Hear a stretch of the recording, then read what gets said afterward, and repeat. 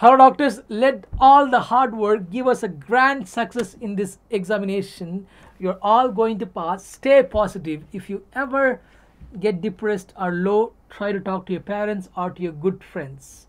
This is the time where you're going to give all your efforts and get clear with this exam and explore the world and get the license and practice in the country. Let's go with radio.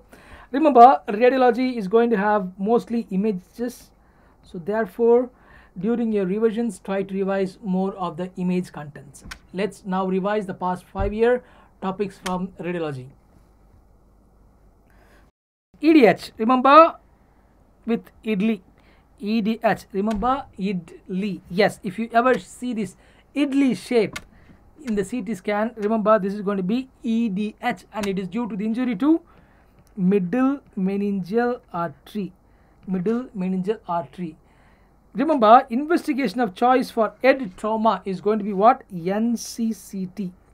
If you're sitting in the emergency, in the casualty, and if you see a trauma case coming with a head injury, you are going to take what? NCCT.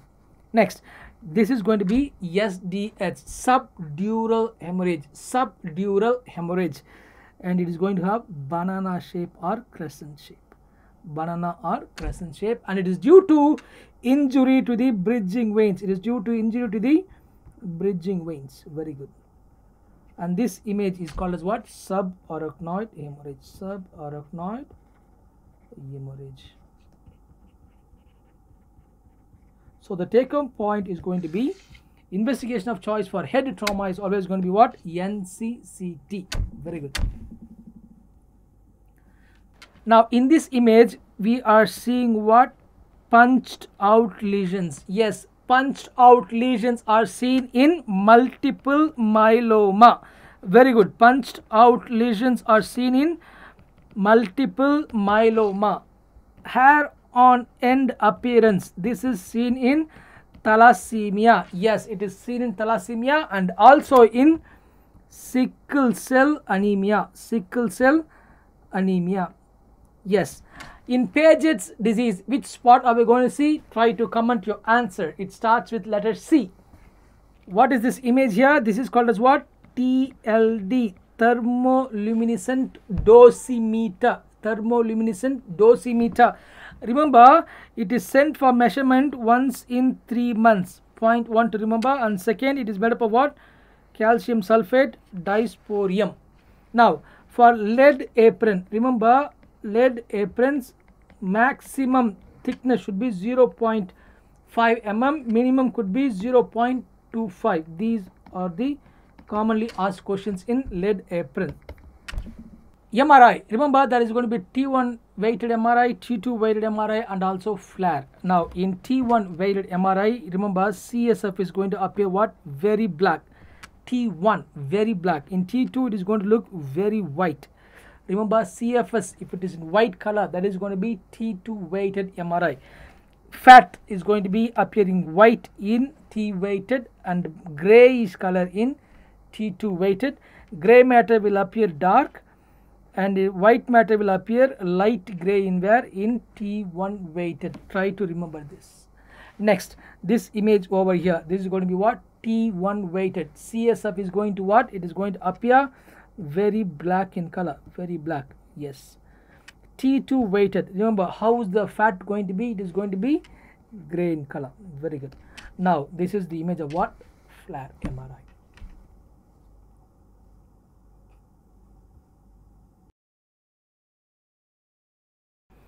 Echinacea cardia, we are going to see what? Bird beak appearance. Yes, bird's beak appearance is seen in Echinacea cardia. It is due to the dilatation of the esophagus, widening of the esophagus due to what? Poor functioning of sphincters. Now remember, Echinacea cardia, dysphagia is more to liquids than solid. Yes, very important. Remember. Next, what is this image here? Looks like what? Rat tail. Rat tail appearance is seen in carcinoma of esophagus. Rat tail. MRI. What is MRI? Magnetic resonance imaging. Remember, it is going to involve magnets and also radio waves. It is classically taken in case of what? To view soft tissues, tendons, ligaments and brain. Now CT, computer tomography. Remember, X-rays 3D version is used. It is to view bony structure and the blood vessels. PET, positron emission tomography. Remember, it is for the radiation traces with the CT scan. It is classically used for cancer, heart and brain. This has been asked in the exam. Please revise. Yes. What is pneumothorax, sir? Remember, in pneumothorax we are going to see motion in the lung, like we are going to see a sign called as seashore sign. Whereas in pneumothorax there is going to be no motion in the lung. It has a sign called as what? Barcode sign or stratosphere sign. Remember, barcode sign is seen in pneumothorax. Seashore sign is seen in where? Normal lung. The X-ray here, this is going to be what? Pneumothorax. What is pneumothorax? It is the air which is going to be outside the lung, but it is within the pleural cavity. Yes. Now what is this, sir? This is going to be RML, right middle lobe consolidation. We are going to look into the right heart border. Yes.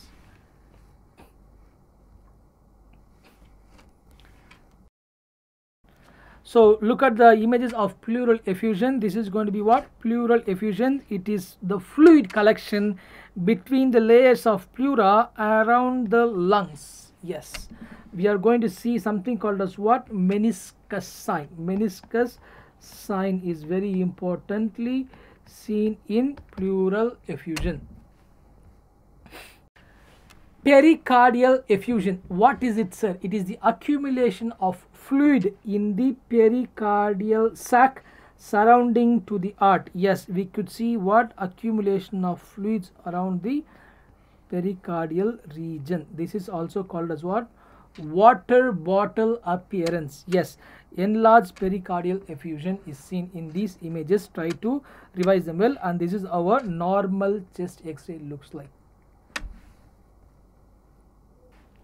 Pneumoperitoneum is the accumulation of air in the abdominal cavity. Accumulation of air in the abdominal cavity. We are going to see a football sign. We are going to see football sign in pneumoperitoneum. Yes. Dissection of aorta. There is going to be a tear in the inner layer, especially in the weakened area of the aorta. This image is what? This is going to be dissection of aorta. In this image, we will see what? CSF. CSF is seen, the cerebrospinal fluid. This is called as what? Meningocele. In spina bifida, there is going to be no mass but hair tuft.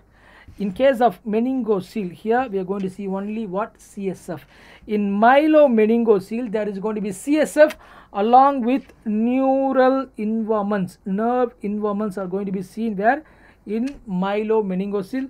This is going to be what? CSF. This is called as meningocele, and this is going to be spina bifida occulta.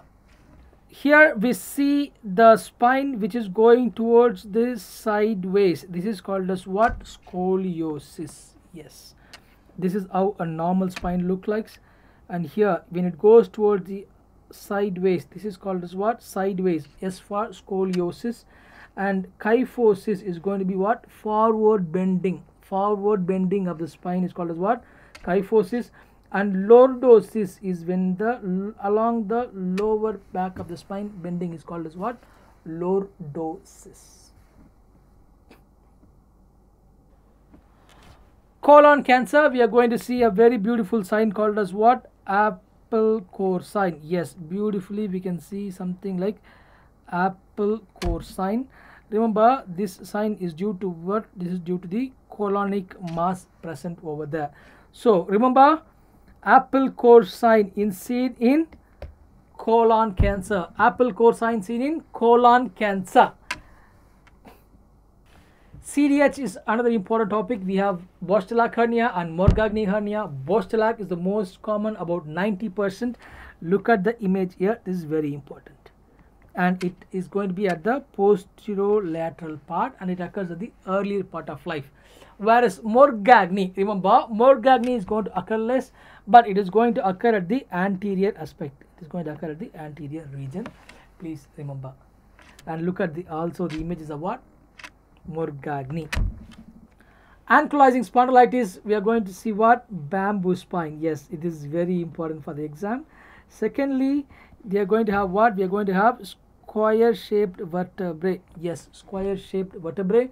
There is going to be elevation in the ESR, and we can do Scober test, and we are going to prescribe the patient with what? Indomethacin. Indomethacin, and it is going to be autoimmune disease with HLA 27. Question.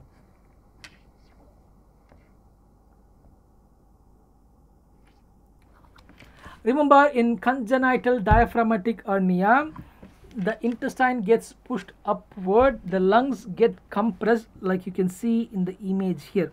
Very important. Now this image here, we can see what? The small intestines present. This is classically the image of what? CDH, congenital diaphragmatic hernia.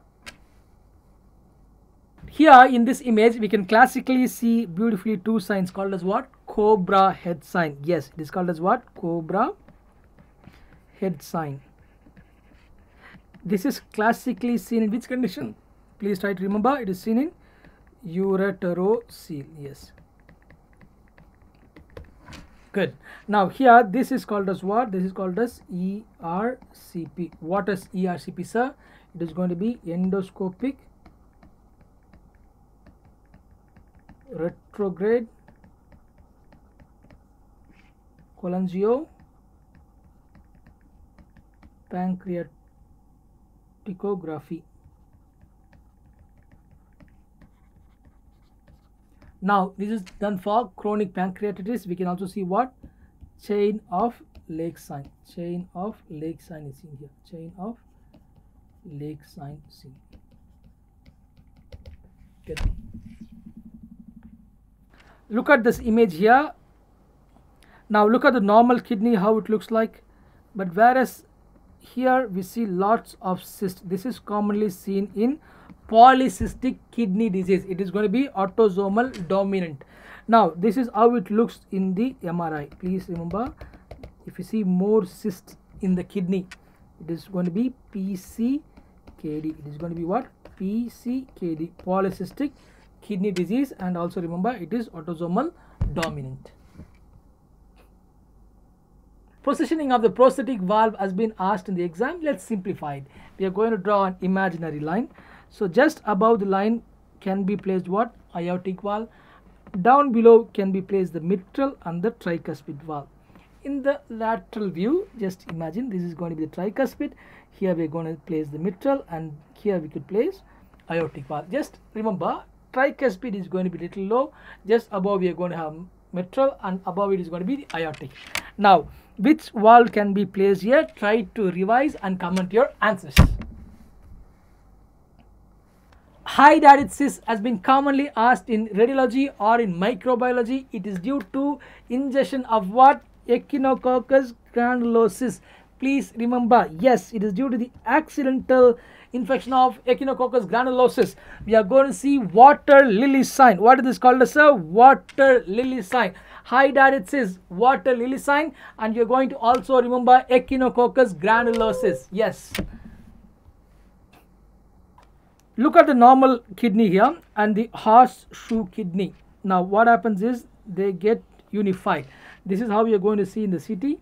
If you see such image, what is this? So this is going to be horseshoe kidney. It is going to be a congenital anomaly.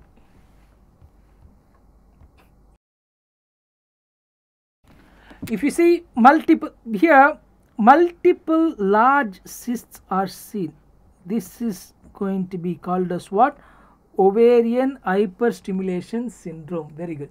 If you see multiple cysts at the peripheries, if you see multiple cysts at the peripheries, this is called as what? Polycystic ovarian syndrome. You can see it here. This is called as polycystic ovarian syndrome. If in this condition we can see hydatidiform moles, this is going to be seen in gestational tropoplastic disease, and this is the image of what? Incomplete molar pregnancy.